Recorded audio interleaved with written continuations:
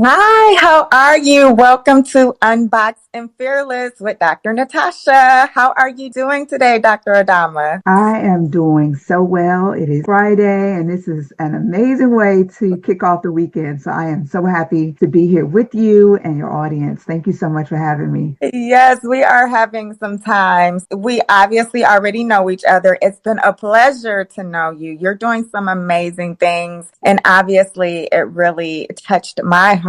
And I thought it was imperative that we sit down for a discussion because, yeah, you can post things to social media and you can send people a text message and email, but it's nothing like hearing the compassion behind the voice, right? Absolutely. In a Absolutely. conversation so people can hear all of the things, the wonderful things you're doing. So I am going to start by introducing you with your bio. And Dr. Adama Kalokoh is a distinguished global humanitarian and a proud descendant of Sierra Leone. She is a former active duty member of the United States Air Force, where she honorably served for 4 years. Born to parents who instilled in her a deep sense of pride and appreciation for her Afro-American heritage, she vowed to maintain a steadfast commitment to service and a mission to inspire other descendants of Africa to embrace their culture and positively impact their home countries. As a result, Dr. Kalokoh has become a beacon of hope and change in numerous fields. Dr. Adama is the CEO and founder of Impact Sierra Leone, which we call ISL, a nonprofit 501c3 organization whose mission is to mitigate social economic challenges in Sierra Leone by fostering empowerment, enhancing educational opportunities, and forging robust partnerships with the diaspora community. ISL is leading a construction effort to build a vocational skills training center in a rural community within Sierra Leone. Applause, applause. That was so powerful, and I am so proud of you. And this beautiful outfit you're wearing, this dress, can you tell me a little bit about it before we get into the interview? Oh, yeah. So I am wearing an authentic dress designed in Sierra Leone, West Africa. Every time I go to Sierra Leone, I must get something to bring back to wear to represent the culture. So this was made by a designer, and actually her name is also Adama. And she has a little fashion house. So I always try to make sure I support the small businesses. So this is a nice fabric, kind of like that represents the colors. Sierra Leone and most of Africa, it's all about the colors. Awesome, awesome. Okay, so welcome to Unboxed and Fearless, where we celebrate those who are breaking barriers, leading with purpose. I'm your host, Dr. Natasha Weems, and today I am honored to speak with a phenomenal humanitarian leader, Dr. Adama. So we're going to get right into this because I am so excited to share with the world and my community what you are doing. But first, let's take a walk through your eyes. What does it mean to you on this journey and cultural level?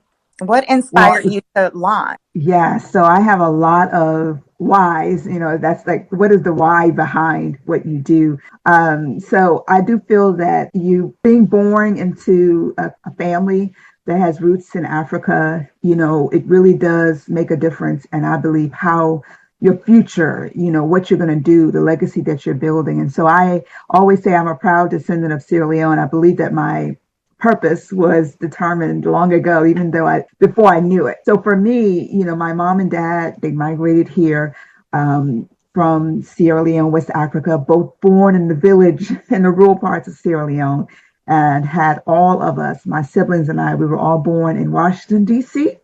So we are natives of Washington, D.C., but my parents are from Sierra Leone, and they made sure that culture was not forgotten. So our household, even though we were in the U.S., we thought we were kids that were American. My parents made sure that we knew that we came from somewhere.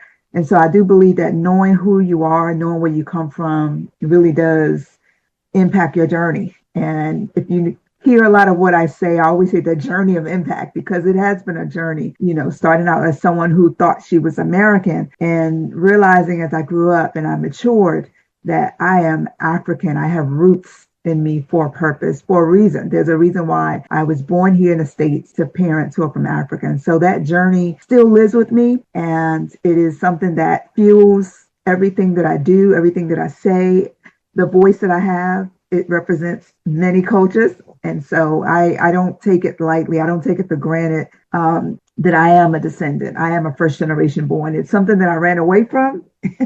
And we can talk more about that. And, it's something that I was embarrassed about, but I can tell you now that when the light went off and I realized this is part of my purpose, this is part of my God-given destiny, it really did make a difference in everything that I did from there. So I'm a proud, I can say that now, I am proudly connected to Sierra Leone, West Africa through my parents, and now, doing my best to give back. Oh, thank you for that. So what is the problem you're actually trying to solve? And can you introduce to us the village that you actually adopted? Yes. So when I visited Sierra Leone the first time in 2003, I thought I was just discovering my roots and just, discovering who I was. But I realized it was so much more to that.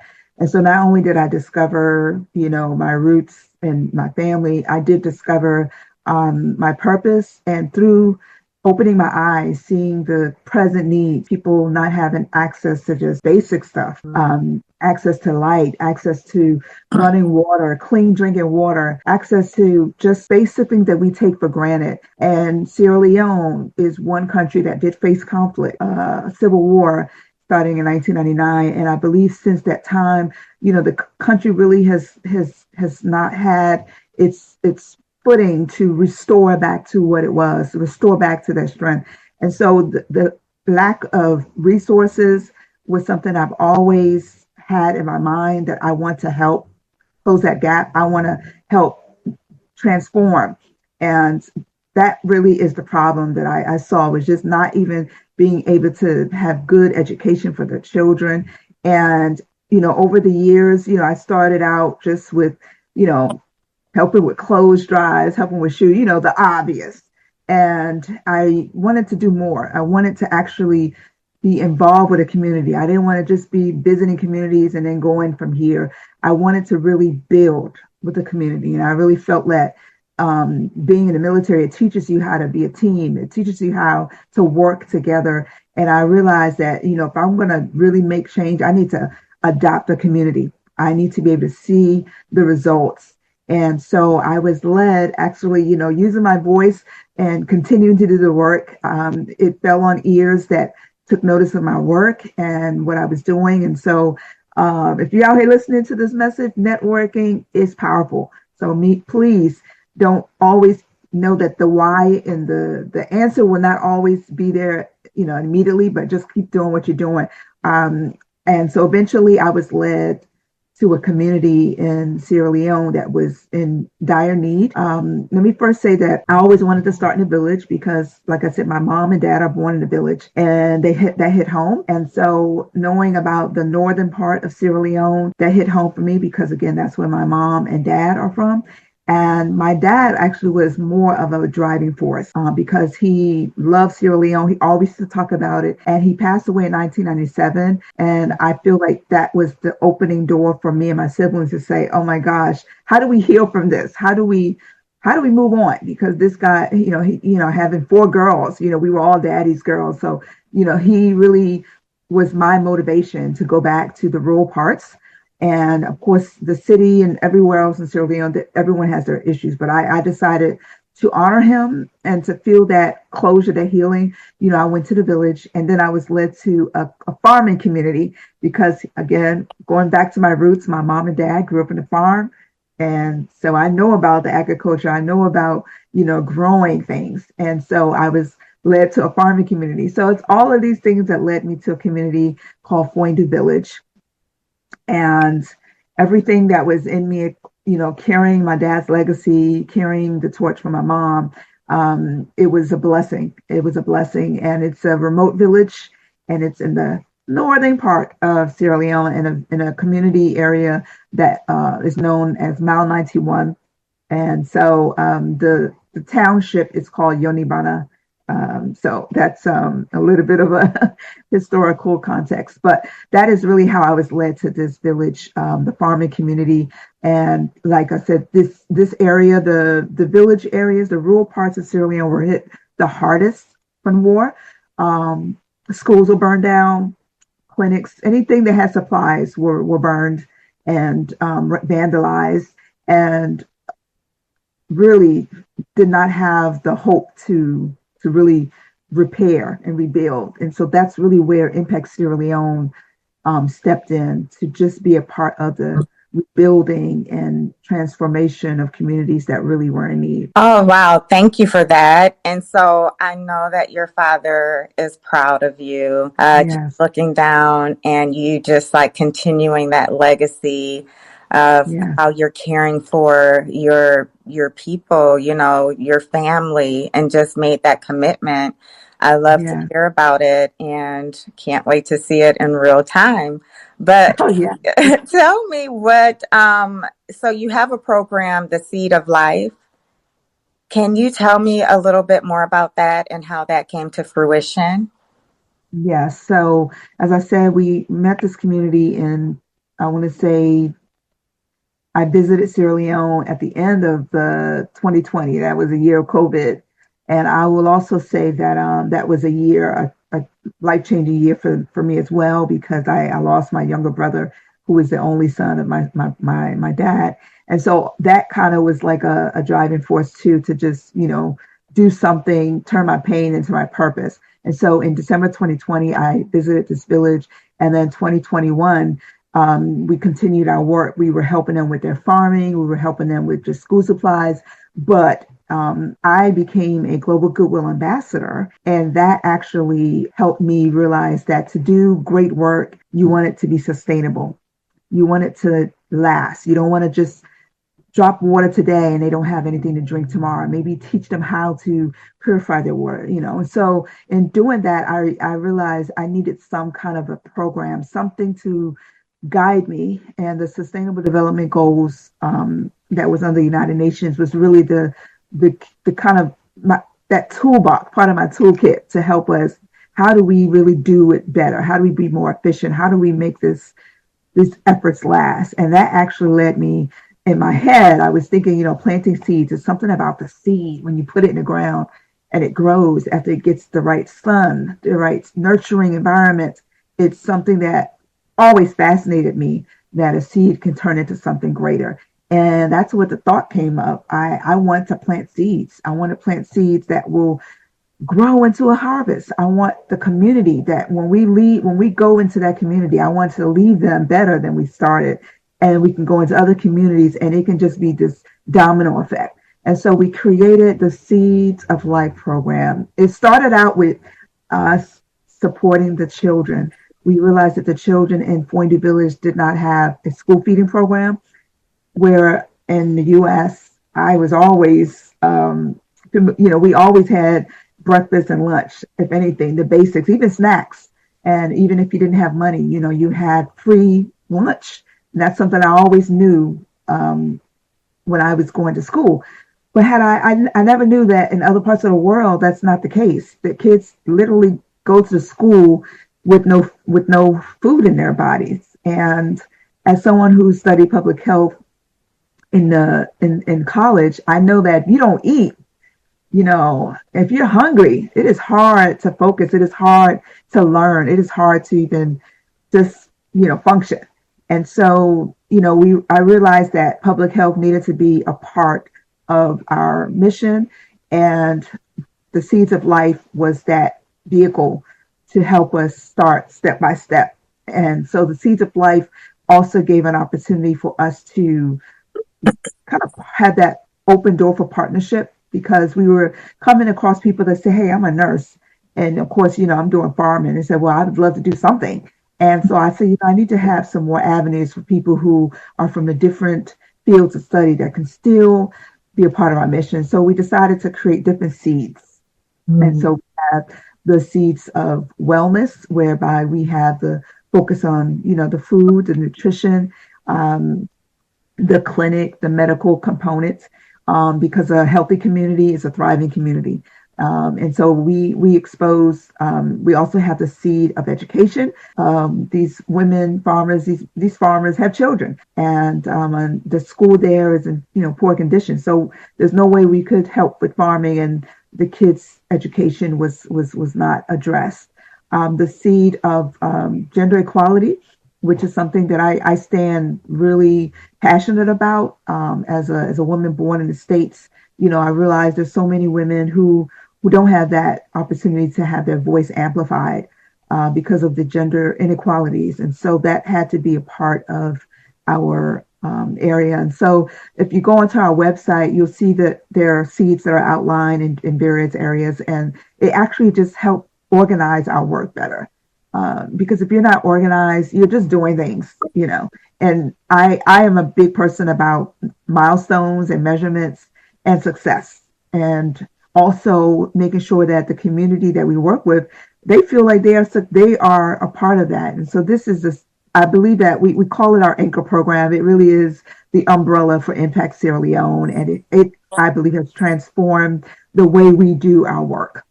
And I'm really really proud. It's come a long way, but I believe that it's a program that can be replicated, and we also hope that because we have people that even in the U.S. say we need seeds of life here, and it's an honor to hear that. And so that's something that I hope that we could do down the road, is to kind of model this in other communities and other countries, and even right here in the U.S. as well.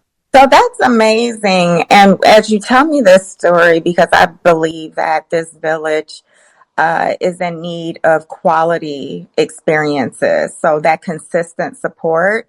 And many times in some of these communities, they feel that people are just arriving for the excitement for the moment and not really is building or establishing anything that's going to cause like a longevity and a continued relationship. Tell me about how the people within the community feel about that, and were they kind of reluctant? How did that relationship build and grow? Yeah, so I would say relationship building is the most important thing in working with communities that are in underserved areas, because they are aware. There are people, unfortunately, that do exploit communities. They go into communities, they take pictures, and then they profit over it. And I was very, I made that commitment to myself to really live up to our name, Impact. I did not want to just be a one-stop community organization that came and went. I really did want the value add. I wanted us to, like I said, I wanted that village. I want them to be better when we start with them than when we last. And so building the community relationship meant we had to build a rapport. We had to build a trust. And that also, it begins with the stakeholders. These are like the chiefs, the elders of the village. They always are the ones that if there's anything going on in their community development, they need to be respected. They need to be addressed. You have to meet them. You have to come to them. You need to communicate and make sure that they are a part and aware of everything that you do. And so Impact Sierra Leone, we started out, like I said, we worked with the school, and then we realized this is a community approach. And that actually led us to start doing these yearly Christmas events, because we realized they don't do festivity. They didn't have anything that celebrate the festive occasion. And that was actually very important to them. And so, like I said, I wanted to not go in there and decide, hey, this is what we're going to do. We're going to just have some, workshops, and we're going to have, we're going to drop some water. And at the end of the day, it's good to give, but it's even better when you are with the community and you also listen to what they want to see in their community. And so I had my team. Having a team on ground helps because I am here. I'm all the way miles away from Sierra Leone, but I had to develop a team of volunteers, and that actually shared our mission and actually had that community at heart. And so I have volunteers. I have a country director, and over the years, they are family. And so when I go into the village, just to kind of give you a paint a picture now, we started with them 2021. It's 2025, so it's been over 3 years. We started doing the Christmas events where we were having food for like 500 people, food and drinks. We did, we do everything from like having spelling bees, dance contests. We hire a DJ. We let them have a day of hope. We let them have a day where they forget all the stress and struggles, and they come, other villages come from other areas. And one thing that a lot of them say is that, before you came, we didn't have anything. There was nothing here. Now we can boast. And then I never forget, one woman came to me in her own way. She took my hand, and, they all call me mama. They call me mommy, when they see me, they say, because, in Creole, they say, now you get we, they forget we. And so for me, I hold those words dear to heart. I don't take it for granted that people on the other side of the world are looking to me as their mom, as their protector, as someone who does not forget. And something about not being forgotten, that feeling that you have been forgotten, it is something that I think is a mental depression where you feel like no one even remembers you. And so I do everything to make sure I know their name. I am a big person on words. There's power in words. And this community, for the most part, majority are not literate in the sense where not reading and writing. And so I made sure that my team and we design and develop posters. I always say wellness posters, empowerment posters. Empowerment is everything we do. If we don't empower, I feel like we're not doing what we need to do, because if you don't change the mind of a person, they won't feel like they want to even be a part of the change. And so over the years, in engaging with them, doing the different workshops, we have so many outreach events that we've celebrated with them. This has made them realize this Impact Sierra Leone is really Here to stay. yes, they're here to stay. And so they always, anytime we have an event, they always make sure they say, Impact Sierra Leone, any development that you want to do here, people come and try to come in, because the land is for they said, but we don't listen to anybody, because you're the only organization that has come to support us with school supplies, with health and wellness, and everywhere. And so I think that it takes that relationship of them seeing that we're not going anywhere, and being able to do the things where just the t-shirts, just that love. It's something that they really count. And one of the most important things, like I said, I met them where they are. They are a farming community. So our volunteers usually go there every month, and we help them with the brushing, we help them with the clearing, and we help them plant crops. And then we help them harvest crops. And so we're there when they plant, we're there when they harvest.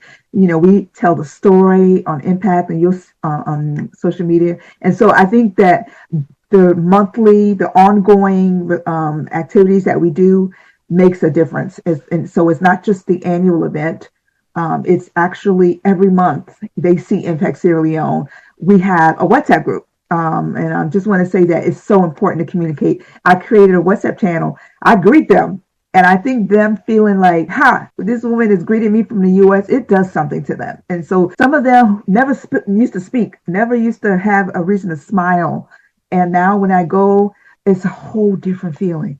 The women who were very quiet this time around in February, and I went, they had a song that they all came up with, and they all dressed in I Shall Be fabric, meaning that they all had a similar fabric just for my visit. And I tell you, for me, I'm like, wow, we have come a long way from them not knowing about me to now everyone, from the little babies, who is this?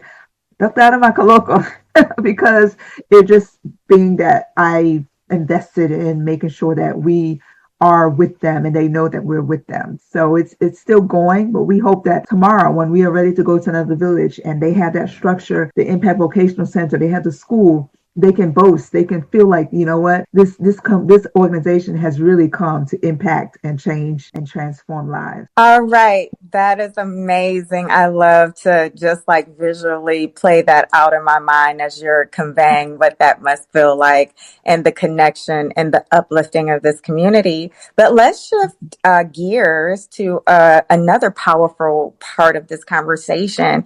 Can you tell us about your partnerships? Because I know it's really important to establish some strong partnerships with like-minded people to help Yeah. expand and grow your reach. Yes. So we have been honored to connect with so many people that share our vision and really see how they can be a good fit. And so for Impact Sierra Leone in general, we have a partnership with an organization that provides fruits and vegetables for the children every month. It's the Family Agriculture Resource Management Services, better known as FARMS. We've been partners with them since 2021, and that has helped boost the healthy state of the children. Reducing a lot of these different ailments like diarrhea. So they get fruits and vegetables every month through that partnership. We also have a partnership with a wellness organization. Wellness is a huge part of Impact Sierra Leone. Dr. Ian, he supports us every month, and before Seeds of Life, before Impact Sierra Leone was started, I always give him his dues. He told me, I believe in you and I'm going to do everything I can to support you. And so I always make sure that I, give him that honor, because before I thought Impact Sierra Leone would be around, Dr. Ian Levine is a Levine consultant. He's a great partner who has always just been there supportive. And now we have our two newest partners who we're very, very excited about. We are partners with the Strategic Collaboration Network, also known as SCN, led by, oh my gosh, Catherine Trotter. Had a brain blank. Catherine, I met her in 2019. So she always tells me that she recognized Impact Sierra Leone because of our consistency in spreading the message and just telling the story. There's something about telling the story and people seeing your journey and it growing. And Catherine Trotter has been an amazing partner, putting me on platforms and connecting me with great people. She makes sure that my voice is heard, and it's not every day you get that. You don't get the opportunity to share your story and get it out there to the masses. And the story is not as powerful if people don't hear it. And so Strategic Collaboration Network has joined us officially to partner with our vocational training project, and would love and is planning to go to Sierra Leone on our Threads of Impact mission trip. And Catherine Trotter and SEN led me to an even greater partnership with none other than the Pearl Health Foundation, led by your beautiful self, Dr. Natasha Weems. And like I said, connections matter. And her platform led me to, share my story, share our journey, and all the things that we're doing and what we hope to do. And we were grateful to meet you, Dr. Natasha. So these partnerships, I believe they all share that goal of, really trying to help not only Impact Sierra Leone rise, but our communities rise, so that they can just be better, they can live longer, they can live better lives. And so I always say these are partnerships of purpose, because there's a purpose to everything that we're doing. And so we are very excited about our partnerships and the hope that they will be coming to the soil of Sierra Leone, West Africa, and our purpose will be, met in a greater way. And we have room for more partnerships. So that was amazing because Catherine did connect us. And one thing about her is she's so intentional about pouring into women and entrepreneurs in general, men, women. I've seen her in real time, and her tour that she has and her platform, welcoming other entrepreneurs to have more visibility and a way to discuss their businesses and also network and be intentional. And she's the one that actually helped me build my 501c3. So if there's anyone out there, we can also leave Catherine's information if you're wanting to build your own 501c3 so you can have a more structured way of providing support. So like she said, she was pretty much introducing our partnership. So Pearl Hill Foundation, which is led by myself, I have some amazing people that support, but we are excited to provide change that will be sustainable and also recognize some of the chronic conditions and needs within the community and village. If you want to speak about some of our initial impact that we've done and how that helped the community and what was their response when Pearl Health Foundation sent their donations over. Oh, yes. So as I said, I'm the voice that I try to stand in the gap for those who are not able to speak. But Pearl Health Foundation was a blessing. Like I said, I traveled in February, last month. I was there for our post Christmas Day of Hope. And our partnership, our introduction came right on time because immediately Pearl Health Foundation went into action mode when I expressed that there is a clinic at Pointy Village and they serve 14 other villages and they are always in need of just resources so that they can really offer quality health care. And they don't get support from the government. And so when I, put myself in we were like, I think within like that last week, we were hustling because Pearl Health went immediately to say, what are the needs? So just being able to get things like the, blood pressure cup, just being able to check people's blood pressure and a heart monitor. And, it's a maternal clinic also. So, the gloves and, what is it? It's so many things. Medical supplies. A lot of medical supplies. They had a wish list.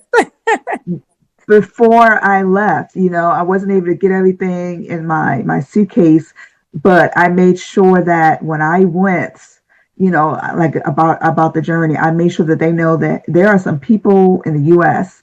that are here to help, that want to help, that see you. And I made sure that we shared. I wanted you to see their faces, and I wanted to make sure that when I say the journey of impact, I take you to Sierra Leone, even though you weren't physically with me. And when I met the nurses, Nurse Angela and Nurse Georgina, they are hardworking nurses. They are not even residents of Pointu, but they're there during the week, and they go through a lot just to travel there, and they see so many patients. And so, when I told them that, about Pearl Health, and I asked them, I said, would you mind doing a video? Oh, they were excited. They were like, well, we have another sister, we have another mother there in the U.S., and they were just pouring blessings over Pearl Health. So I just want to make sure that they are super appreciative. Like, I have a chat with the nurses as well, and they're always just asking, how is Dr. Natasha? And they're ready and willing. I told them of the thought of a health fair coming, and they said that's never happened. And they have so many undiagnosed cases in Sierra Leone. So that is a need. That's a gap that would be filled in a great way. And so being able to ship the supplies, there's a lot of supplies that will soon be there in April. And they said they can't wait to do another thank you directly to the Pearl Health Foundation, just to show their appreciation. One thing about that community that always motivates me is they are super appreciative of everything. And they always make sure that they put the stuff out and take pictures, because they just want people to know that they are standing in gratitude for every donation that comes their way. And so that when those items come, they're going to be put to use immediately. The cleaning items, there's so many things that make a clinic efficient, and unfortunately they have a lack of those items. But I do always pride them. I said, even though y'all don't have, y'all make sure y'all give what y'all can, because I see it in their attitude. And so for that, I believe that when I say attitude is gratitude, attitude is everything. That's why I'm so motivated and pushing to make sure they get what they need. So again, on behalf of the Pointy Village Health Clinic and all the community members there, I continue to say thank you to Dr. Natasha for, tying up your boots right away. It was no hesitation. And you really did, jump in at the time that they need. And so I'm really grateful for that. So one of the things that during our initial meeting that I noticed about you was the authenticity. So it's always important when people are putting their resources.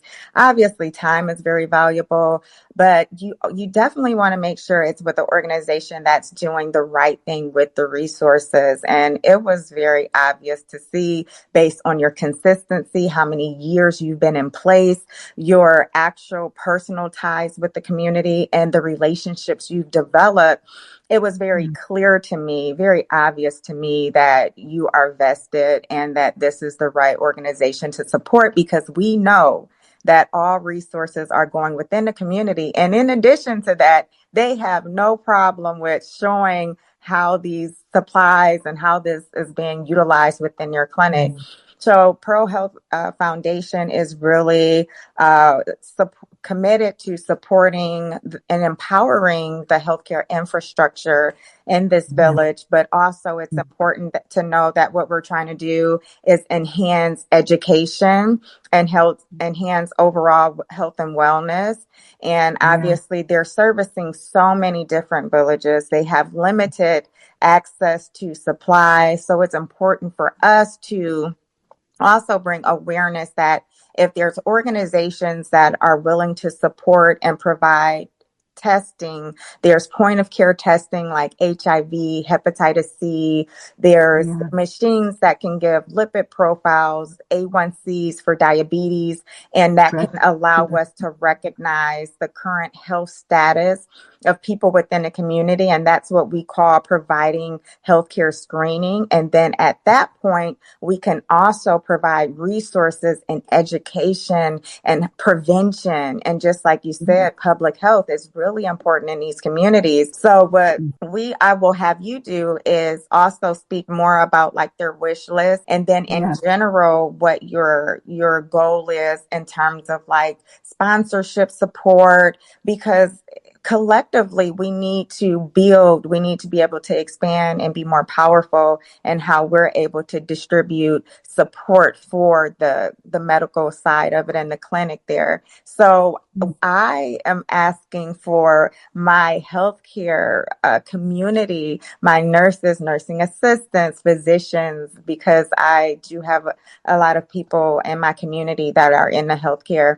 If you have any knowledge or any organizations that you think would want to pull behind us or aside us and just support and want to donate medical supplies, etc., education, your mhm, time, join us.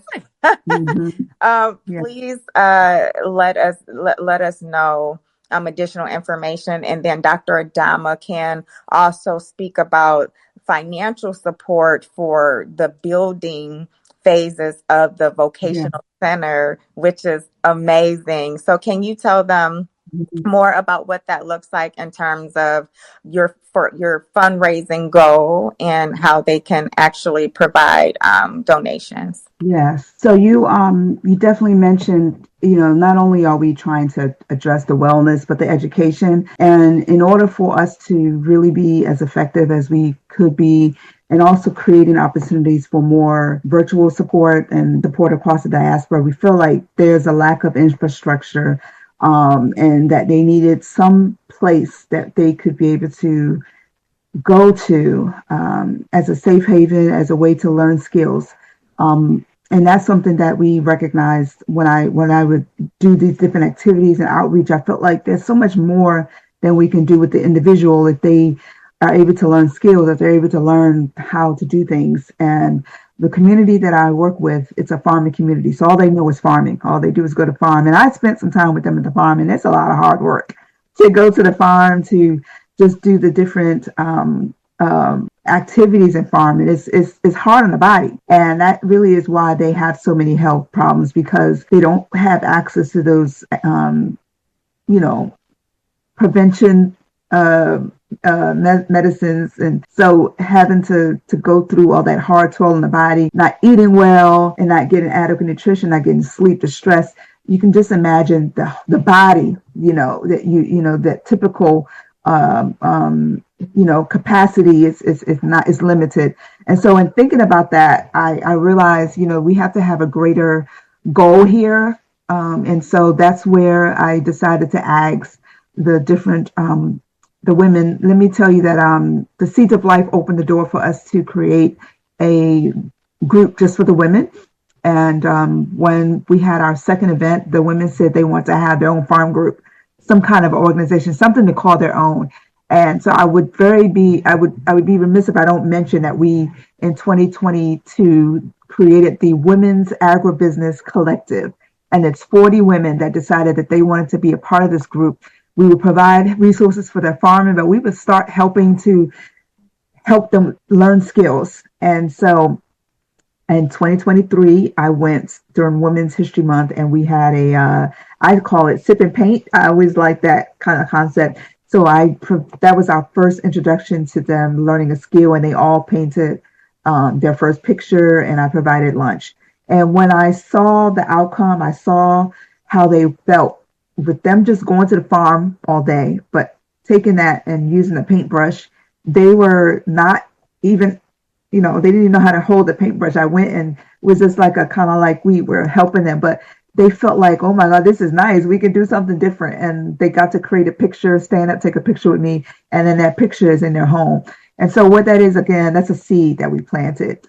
And then from then I decided, wow, wouldn't it be nice if they had somewhere to go?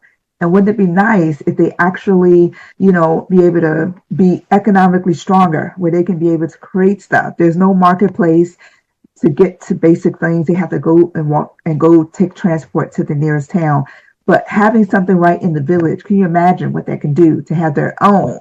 And something about having your own, And so I decided, you know what, let's see about what we can do more. And that's where the vocational training center, a skill center, came. I was kind of online looking at another organization that did something, and I just looked in the faces of the women that were creating. I think they were learning how to sew, and I said, "That's our women." I can see that. I can see that that would be the hope that they need. I can see that this could be a way that they can feed themselves without Dr. Adama over there. They could be like able to create their own. And so that became the beginning thought. It just turned into, this is what we're going to do. And we introduced it to the community. And so they are excited about the thought that they have somewhere to go to learn, that will have network, because in that community that there is no steady electricity. And so just imagine not having light, not having a way to power. I know for me, when my phone dies, I'm just like, oh my gosh, I need my phone. I need to power on. But That's there's some people, the reality is they got to wait until they can maybe the next day go and charge. And so that was the thought of the Impact Vocational Training Center, where these women are going to go and be able to learn a skill. Learn how to make fabrics, like you see me, learn how to make a dress, learn how to make artwork. We're going to have people that's going to learn how to paint, learn how to cook. I mean, they know how to cook. Cooking is a huge part of the culture, but to be able to learn different techniques. And one thing that is most important about this is that we're going to put solar. Solar is going to be on the roof so that they can have the ongoing network, because we want to be able to connect with our community in a diaspora. We want people who, hey, I would love to teach women how to draw. I know how to make jewelry, and they can be able to connect with them and have a virtual learning experience. I do feel like that will be a game changer for how we grow in the communities in Sierra Leone, and that's what we want to be able to do in Impact Sierra Leone, to be able to be a game changer that will impact the future generations. And so the vocational training center is one aspect, as well as the school. The school there is in very poor shape. It actually, I try not to compare it like that, but it always reminds me like of a shack. There's no posters. If you go into the schools here, you have posters. You have things that remind you that you are in a learning institute. And unfortunately, this isn't a reality for the children. So that's why I always try to make sure that when I go, we give them some new books, a book bag, something that makes them feel like, hey, I am a child, I'm learning, and I'm capable. And so, but being able to go into an actual school and you feel that is where, we want to go. So these are our efforts for 2025 with focus on the Skills Training Center. We do feel that once we build that, they have somewhere to go. It will open the door to other opportunities. the culinary will be able to help us connect with our community here. Maybe you guys can learn recipes from Sierra Leone. We can learn how to make dishes in America. It'll just be that cultural exchange that a lot of, I think, communities or organizations lack. We want the culture exchange. Awesome. So because I want to make sure you announce that you're doing a trip in December and give more information on what that looks like, the travel time, just generalized information. Yes, so we hope that we want the ribbon cut this vocational training center December 2025. And so we're thinking about that December 12th. Well, I think I have some exact dates, but it's before Christmas. And so we have introduced that to some of the partners here, and there's been interest in going. And so we have decided to do the Threads of Impact humanitarian trip, whereby we would have our community members here travel with us through United Airlines to Sierra Leone, West Africa, and we would cut the ribbon to the vocational training center. The women, our partners will be right there when they go into their new building, and we would also still enjoy the annual Christmas Day of Hope. So it would be a service opportunity and also a chance to explore Sierra Leone in all its cultural benefits. And being that this will be my, I guess, 12th time, I've been grateful to develop a lot of relationships and build some ties with people that are in Sierra Leone that will make sure that trip is enjoyable and memorable for those who attend. So that is the goal. It's the threads of impact, because we're all together, we're all connected, we're all weaving and creating and making something beautiful. And so that's something that we are actively trying to fundraise for, especially the building project. We are in phase one, and so that's active fundraising that we are inviting everyone to help us, so that we have something to build. I mean, we have something to go to that is built. And also, I just want to highlight, I am one of my sisters, a really good friend of mine. She's a powerful woman. Her name is Queen Knack. She's an entertainer from Sierra Leone, and she's very obviously established and connected there with people that would be willing to support as well. So I can't wait to continue conversations with her to see what that looks like. And then obviously I'm a Dining Diva California cast member. And so that's been an amazing journey for me. But the Dining Divas is a platform that support women, entrepreneurs, and they just launched their program with connection to Africa. So Africa has well over 50 different countries, but they at least had maybe over 15 countries, representatives from those countries on a call back in February where they launched their program. And it's mostly like influential leaders within those countries to join forces together and, create impact and change. So I think Dining Divas should also know about this program and our efforts and what we're trying to establish here, and also get you connected with the platform so you can become even more powerful in your mission and gain more support, because you need it. You have a good heart. And when it's people in this world that are going above and beyond to do more outside of our own communities, outside of our own circumstances, to touch other people's lives on the other side of the globe, obviously you need support. You need people to rally behind you. And so we are calling for all of the supporters. You can hear the compassion in our voices. You hear her stories. I mean, she's painting such vivid memories that we can see how that could unfold and how the community would also love it. And also visit her nonprofit website, but also the Instagram and her YouTube. We'll post all of that in the caption, but it's so nice to see the children of the community. Some of these children have nothing. So just imagine the abundance that we have access to here in the United States. Although there are people within our locally that need access and support, but compared to what the need is there, it's night and day.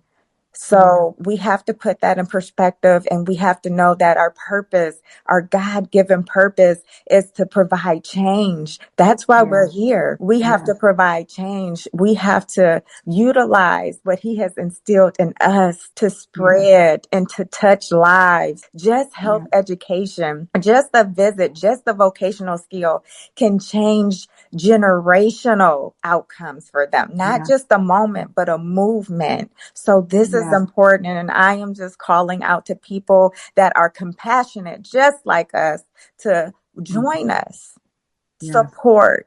Okay. So that was me saying we have such big hearts, and the people that want to get behind women that are change makers, that's what's Yes. needed. Yes, I love that. And you said something very, very powerful. This is a movement, and I think it's a movement and it's a mission. And so those two words are what drive me not to give up or say I'm tired, because I mean I am a mother of two.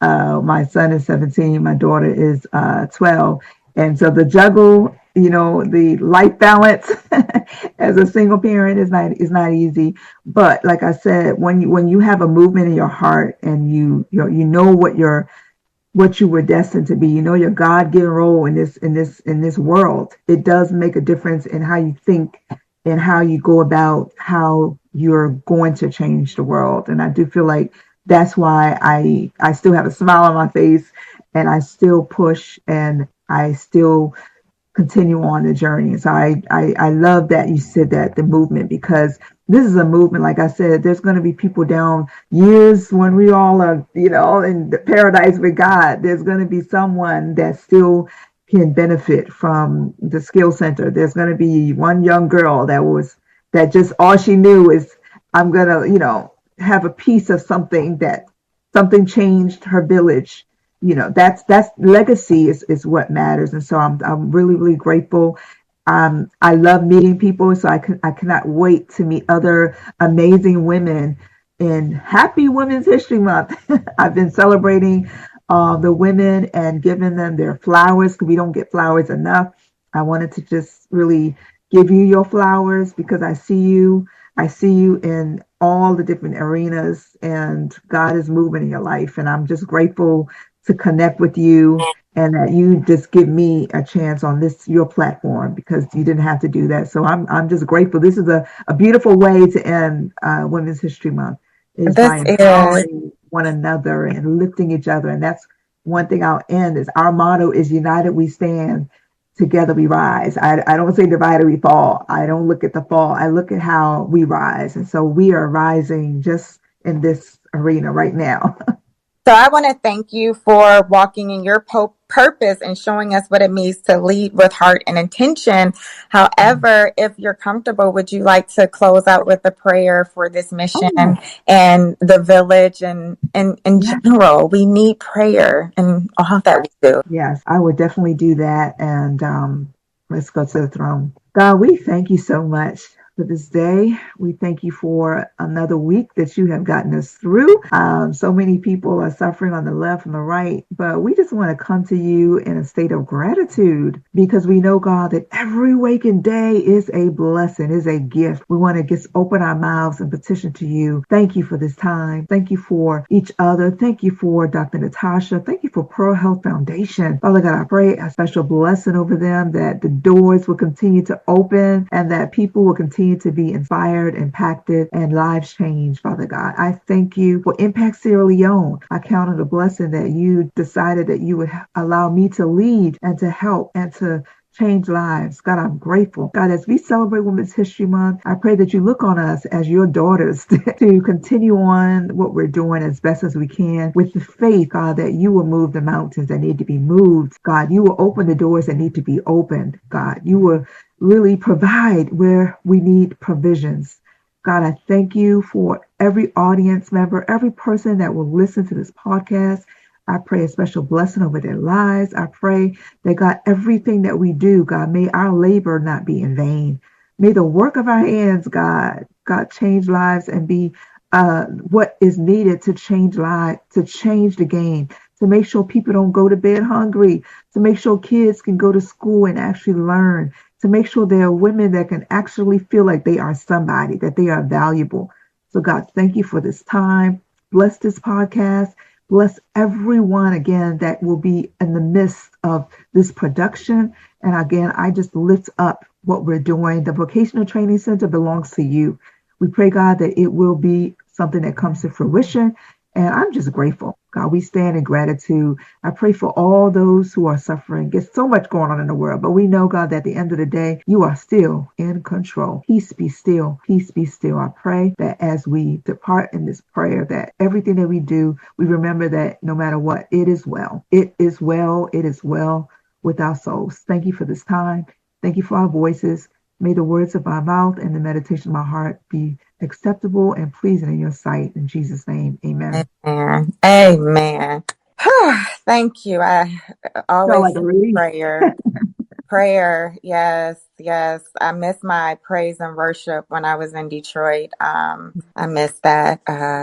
So yes. And Thank actually, you. We're gonna I'm familiar with Queen Mac because I've been invited to be a part of this international. Sierra Leone is about to celebrate International Day, so she's going yes, to be doing something. And so there's a community. There's a woman that they found me and they saw me doing so much, and they want yes. me to be a part of that. So that they shared her flyers. She's been Yes, that's the person I told her all about you and the connection. So yeah, so I'll go ahead and start a thread for you guys. But you having a blessed, amazing I day. and thank you for this time. Thank you so Thank much. you. All right. Bye.